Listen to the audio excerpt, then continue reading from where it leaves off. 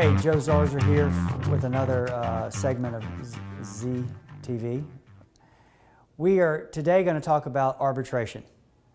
Arbitration is a dirty word as far as I'm concerned. The reason I call it a dirty word is that arbitration is basically a short word or a shortcut for the concept of waiving your right to a jury trial. Now, in everyday life, you don't see too many arbitration clauses until you go to purchase something significant, or you're doing something significant, buying a house, buying a car, starting a new job at a big company. All of those interactions will involve an arbitration agreement, believe it or not. And you won't even pay attention to it because it will just appear like all the other fine print that you're signing off on.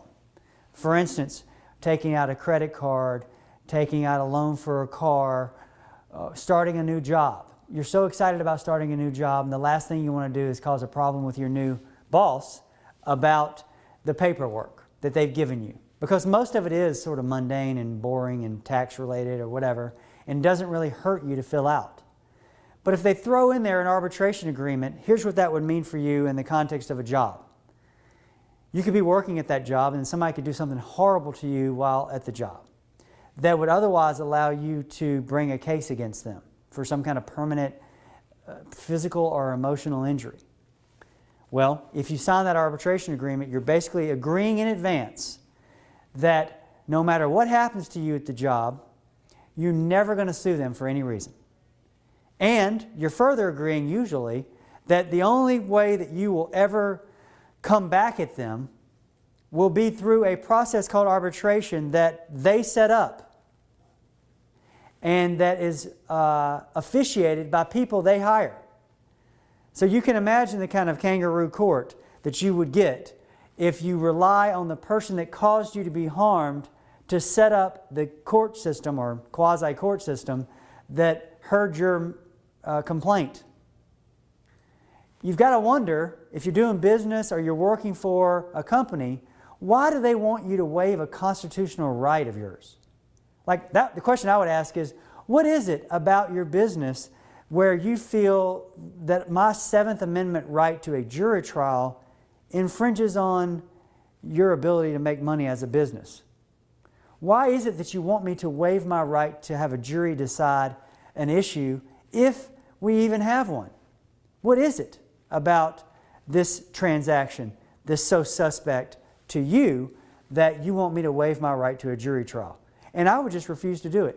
I've been handed those at closings for houses, and I've pushed it back across the table and I've said, you know what, I'm not going to do this. Of course, they all are freaked out because they don't know what to do, but in the end, they just struck it.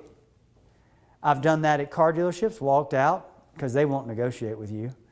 And you have to either pay cash for the transaction or go find somebody, buy a used car. I'd rather buy a car from somebody, a dealership that didn't require that than one that did, because you immediately suspect, at least I am, of the dealership that requires you to sign an arbitration agreement. Heck, the car dealerships they videotape you while you're signing it, because a lot of people got out of it because they acted like they didn't know what they were signing, or that somebody told them something about the agreement that was different than what the agreement said. So now they videotape you signing it, and there's really no way out of it. So, all that being said, arbitration agreements are a dirty word. In a personal injury context, they sometimes come into play, but very rarely, because it's against public policy many times under state laws to have an arbitration agreement that waives your right to a jury trial in regards to physical injuries.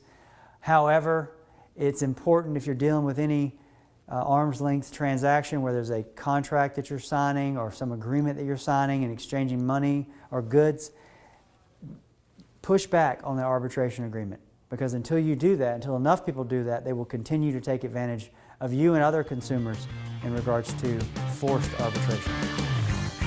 Thank you.